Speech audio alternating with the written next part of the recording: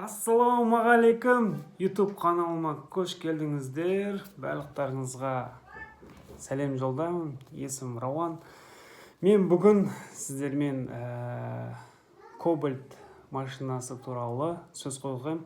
Chevrolet Cobalt. Мен өзім 2023 жылы Chevrolet Cobalt алдым, өйткені мен Қазақстанда Астана қаласында тұрамын.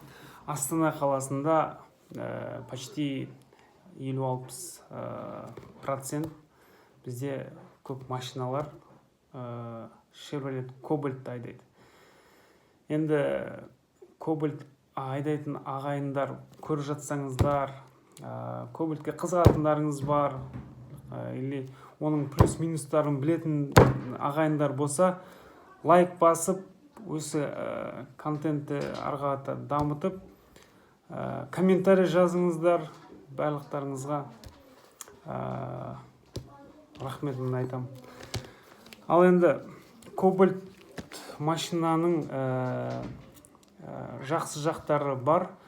Оның Cobalt трассаға, қаланың ішінде жүрген кезде енді тоқтамай жүре береді. Өте мықты жасалған Chevrolet Cobalt. Басында алған кезде көп машиналар Cobalt'ты мен отзывтарына қарамадым, шыны керек қатты. Просто Cobalt'тың көп екендігіне, көп айдалып жатқанын көріп, мен де қызығып Cobalt алған болатын. Қазірде Cobalt айдап жүрмін, бірақ енді Cobalt'ты басында алғаннан кейін өзінің плюс-минустар шықты. Мен осы машинамен Түркістан, Шымкент, осы Бурабай, осы Қазақстанда біраз машинамен жүріп шықтым. Қызығы Cobalt'та температура көрсететін, несі жоқ, градусты көрсететін. Ең қызығы. Бұны білмеймін, неліктен оның градусы көрсетпейтіндігі.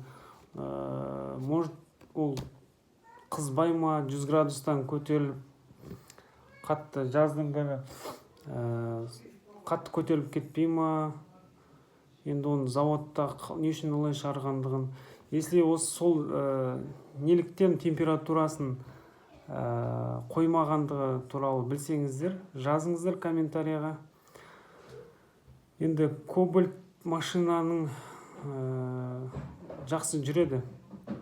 Енді жүрген кезде сол Cobalt'ты алғаннан кейін мен өзім біраз нәрселермен кездестім. Cobalt'ты машинаның іші булана бастады. Буланып, жаңбыр жауған кезде менің багажниктеріме, бағанағы арт жақтағы сиденьялардың су бола бастады. Адамдар отырған кезде киімдері су болып, кейін барып оны тексертсем, оказывается, заводтан шыққаннан кейін оның астында домалақ тесіктер болады. Сол тесіктерге герметик жағу керек. Герметик жаққаннан кейін ол су кірмейді екен. Ал жаңадан алғаннан кейін сіз басып жүре бересіз. Астында резинкалары бар, тесіктер машинаның ше, Cobalt'тың. Сол тесіктерден жаңбыр жауған кезде, астында су болған кезде судан ішке салонға су кіреді, содан кейін іші буланады екен. Сол бір минусы болды. Енді сол бір жылдың ішінде мен аккумуляторды ауыстырдым. Новый аккумулятор алдым. Өзінің аккумуляторы отырып бастады қыстың күні. Тағы да Chevrolet Cobalt'тың температурасын көрсетпейтіндігі бар. Сосын барып багажникті ашатын кнопка жоқ. Ал мен ең соңғы комплектациясын алған болатынмын. 7,5 миллионға алдым осы Альдорте автодан. кнопкасы жоқ. Оны кнопканы істету дополнительно ақша төлейсің, сосын олар кнопка істеп береді. Сосын кнопканы басқан кезде артындағы багажник ашылады. Сондай минустары бар. Енді кнопканы істей салуға болатын еді ғой.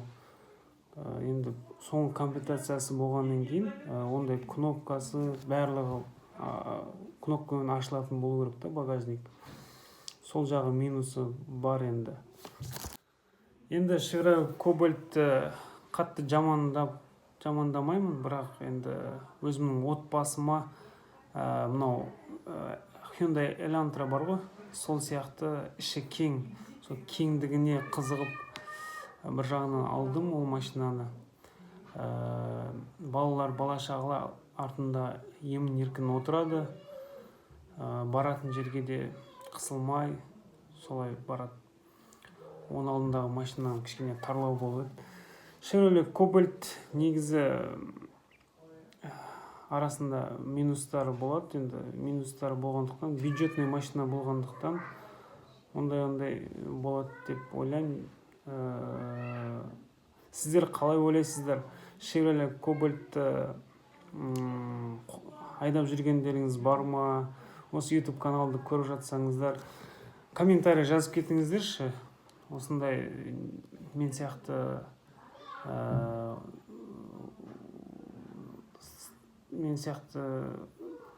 машинаны айдау барысында осындай нәрселермен кезіктіңіздер ма?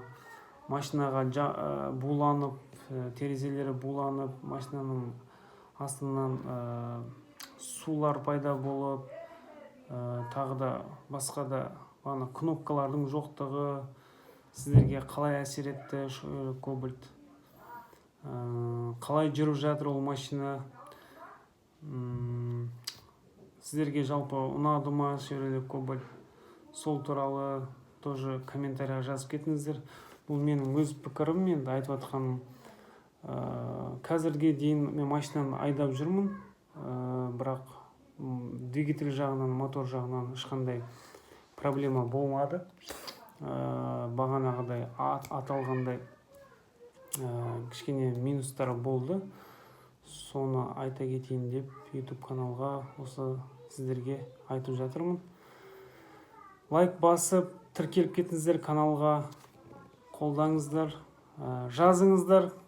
Chevrolet Cobalt ағайындар, алғысы келіп жатқан ағайындар, осындай жазыңыздар. Жақсы, келесі кездескенше.